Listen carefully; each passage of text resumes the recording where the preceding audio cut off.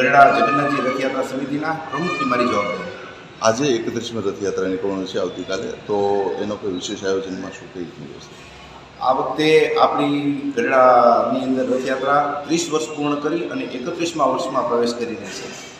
ગરડાની અંદર આ વખતે અમે 3 રથનું આયોજન કર્યું છે. જે રીતે જગન્નાથપુરીની અંદર 3 રથની અંદર ભગવાન બિરાજમાન થઈ, ભગવાન જગન્નાથજી, સુભદ્રાજી અને બલભદ્ર છે. જે રીતે રથયાત્રામાં નગરચર્યા નીકળતા હોય છે, એ જ રીતે ગરડાની અંદર આ વખતે પણ 3 રથની અંદર ભગવાન બિરાજમાન થશે. 3 સુંદર રથનું ગરડા રથયાત્રા સમિતિ દ્વારા અત્યારે નિર્માણ થયું છે અને ગરડાની અંદર આ રથયાત્રાને લઈ ખૂબ જ ઉત્સાહનો માહોલ છે. ગરડાની અંદર બધાય પોતપોતાની રીતે સહકારમાં છે. બધાય સ્ટોલ, બધાય ટ્રેક્ટરોવાળા, બધાય મંડળોવાળા, બધા જ વ્યક્તિઓ અત્યારે ખૂબ જ ઉત્સાહપૂર્ણ વાતાવરણમાં આ રથયાત્રાની અંદર જોડાવા બધાય તલપાપડ છે. ઉપરાંત આ રથયાત્રાની અંદર કમસે કમ 50 જેટલા ફ્લોટ હશે, એ બધા અને બીજા બધા વાહનો થઈ અને 60-70 સુધીના વાહનોની અમારી અપેક્ષા છે.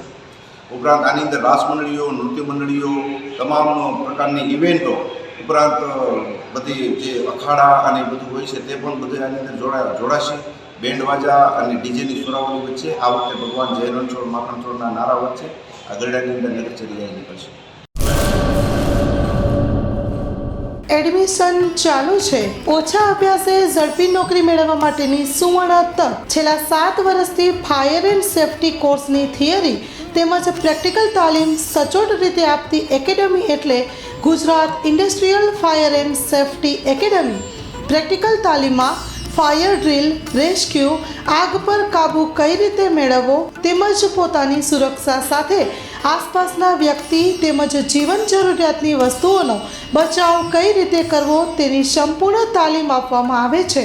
પ્રવેશ લાયકાત ધોરણ 10 થી 12 પાસ વિદ્યાર્થીઓ તો આજે જ અવશ્ય મુલાકાત લો. Gujarat industrial fire and safety academy Bhuj. અમારું સરનામું નોંધી લેશો. 2જા માળે રાષ્ટ્રભાષા ભવન, બસ પોર્ટની સામે, ભુજ, કચ્છ.